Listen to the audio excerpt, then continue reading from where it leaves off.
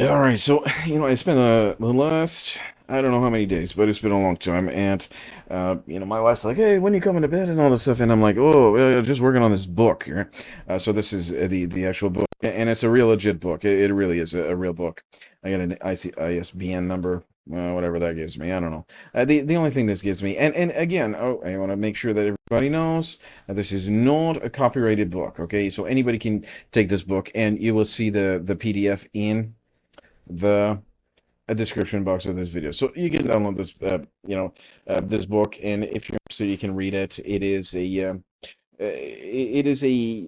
just explains everything that we talked about on this channel. So everything that is talked about on this channel here, we will discuss it at great length. So number one, of course, is the complaint, and number two is the appeal and the affirmation of the dismissal. Number four would be the actual legal case here. So the case for indictment here. Let's look at that. The legal case here. So aggravated premeditated murder. I mean, there is no way around that. There's just no way around that. And when you want to try to play some word games, that will try to pretend that thou shalt not kill is somehow no, we can kill because they're just young babies or whatever. They're not, they're just lunatics. So it is aggravated premeditated murder. It really, really is. And at the end of the day, it doesn't matter if that child was conceived and is just trying to implant. It's a very natural, very, very healthy stage of development. Implantation, I mean, it's just an arbitrary idea that this is the pregnancy starts at implantation, like we talked about here. But it's certainly not. Oh, this is a great one. Chapter 7 talks about how she is an Acadian. She's an Acadian, and she literally is killing Acadian. Not only some, but basically the permanent extinction of the Acadian population in Clare. So I mean the Acadian people are just they've accepted basically their own death, and I don't mean just one guy or one man or one woman. I mean the entirety of the Acadian populace. It's very, very sad, but we can certainly expect that in a few generations the Acadian population will be completely eradicated. Um, so continuing on, you can read this. This is good stuff here. Just the absolute fall, just the absolutely fall of the absolute folly. Yeah, that's fine. That's certainly uh, adequate. The folly that of what is being portrayed to be medicine or what is being portrayed to be the law, and we can recognize that. I mean, there's tangible proof that these sacred disciplines are being completely just made a mockery out of, right? And that's really what's going on here is that these the two most one of the two of the most sacred disciplines in humanity are just being made a caricature out of, and that's really what's going on here. So the book talks about that. I read this book here. The need for an international tribunal. The international tribunal will certainly be something that is not just a hopeful thing, but it is certainly necessary. Um, but at the end of the day, what's going to happen is that you're just going to concede, right? You got to concede. This is a great one. The extraordinary value of a human embryo. This is a very, very nice one. Chapter 11 is probably one of my favorites here. That's good stuff. And chapter 12 is let me see, where's chapter 12? And they're all okay. So in chapter 12 talks about how we're literally forced to pay for the finality of our civilization of the Acadian culture. Where the municipal government is charging us property tax while they're going ahead and paying this this Clare Health Center, right? This was a joint venture between provincial government and municipal government, and what are they doing? They're collecting property tax, which is going to pay for abortion. We talked about that in that chapter, which is quite grim. I mean, this is a grim book. I mean, this is not something that we're gonna read to or kids before bed is certainly going to give them nightmares. It is a factual book, and I don't think anybody's going to agree. This is a great one. A world without abortion. It's not just some utopian fantasy. It's a moral necessity, and all this, of course, is translated into French, where a French person from Claire can read this.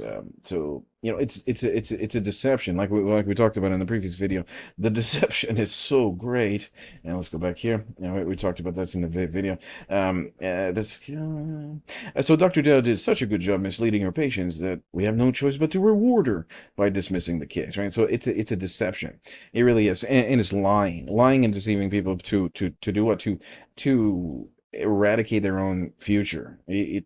It's shockingly absurd, shockingly. It shocks the conscience that and people just cannot, have this as a talking point, because I mean their whole world is crumbling. And I try to talk to people about this, and that's why, I mean, the amount of views that this channel has is minimal. I mean, there's not too many views, but does that make these arguments any less powerful? It certainly does not. I mean, these arguments are powerful, and they will certainly withstand the test of time. This is some good arguing here. So, but anyway, chapter 16 is the fact that, this is one of my greatest chapters ever. All right, so every one of these babies will be accounted for. Everyone. Not only every baby will be accounted for, but every single hair on their heads will be numbered, right? No, not only every single baby. She thinks it's just, she's got this idea that, oh, it's just, a whole bunch of babies, but no, it's not. It's every single one. There's a number, right? There is a number, and at the end of this whole thing that we know as to be consciousness, there's going to be a number there, and there's going to be a number that the death toll, or body count, if you will, right? She killed, whatever the number is. I'm scared to even know the number, right? The number is greater than one, that's for sure. And one is, it's egregious, right? So the number is significantly higher than one, but it is higher than one. But everyone, not only every baby, but every single hair on the baby's head is numbered. So that's a great chapter here. What could have they become? Yeah, this is a great one. An ancestor, right? So the book talks about that. Loss to science and medicine, the loss to our society, a drain on our society. How Dr. Dow is not just a killer; she's a murderess, right? She's a mass murderess that is posing to be a doctor while being rewarded by these regulatory bodies for deceiving. This story cannot get any. This is a great one here. The irreplaceable treasure of a young woman's purity. This is a good one. It's a treasure beyond price, right? Imagine, like in the old days. So it's not the 1950s anymore. Well, maybe we should go back there. Imagine, the consummation, at that time, where the man never had any girlfriends before, and they spent some time to as a courting, they were courting each other, and then the wedding night comes, and then the man never knew any woman, and of course the woman was a chaste virgin on her wedding night. So this talks about that. But she's deceiving, and she's a predator. Chapter 20 is the predator. Let's talk about that. The predator. She's enticing these young girls to maybe now Dr. Dow can finally experience, because of Dr. Dow, thanks to Dr. Dow, she can finally experience what the media has convinced her is harmless and fashionable, right? And to experience that fornication, for herself, if she that she would have otherwise not done, right? That's what I'm trying to say, is that because of this perfect predator, she was able to convince, these harmless drugs, they will not kill the baby. Of course, no, they will, suppress ovulation in 50% of the blah blah blah. But that is not the truth. The truth is that these abortifacients will not prevent pregnancy. The baby will just die. It's an abortifacient, and this book leaves zero doubt of that. So this is good stuff here. Poverty trap. These are good. We're going to keep on going here. And the 22nd chapter is the anarchy. Sorry, the lawlessness. That I was reading here. The anarchy of immoral jungle. The lawlessness of the immoral jungle. Um, which is our society today. I mean, this is an immoral jungle. What has become of my hometown? It's an immoral jungle. It really is. It's just absolute lunacy to allow this kind of nonsense. So where are the men fighting for this for life, and where are the women? Bringing forth the sacred, entrusted with the sacred duty of bringing forth life and nurturing and forming the very, foundation of civilization. And so this talks about that. This is good stuff. This book is, pretty good. We get the epilogue here going on, and acknowledgments, and then the exhibits. Now, the exhibits goes in great length about the details of the complaint. The exhibits goes in detail about yeah,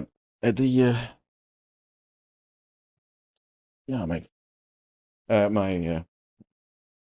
yeah, three kids. My kids are sleeping there, so that's cool. Um, I was just looking at my wonderful children there. They're just sleeping peacefully there in their beds. And just to imagine my loss, the loss of my child. It could have been sleeping in that bed, right next to my other children. Um, I have suffered a great loss, man. Very, very, very. It's a great loss. It's a child is losing a child is an immeasurable. It takes an emotion, immeasurable loss. So this is the complaint. All right, let's continue.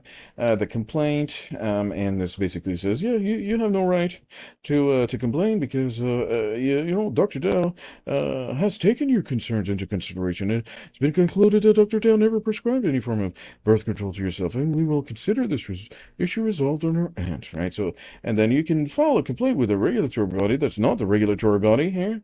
And so I did. And that is over here. And Exhibit B here. Exhibit B is the complaint and all that stuff. And here they're acknowledging receipt, and then we're dismissing the complaint and so forth. But I mean, at the end of the day, you can pick up this book. It's pretty good, if I do say so myself. I am the author. And this is the appeal. This is appeal, and then the affirmation of the dismissal over here. All right, so this is when Doug Loy, affirmed the dismissal, and then the concession, which is going to be over here. Yeah, the concession.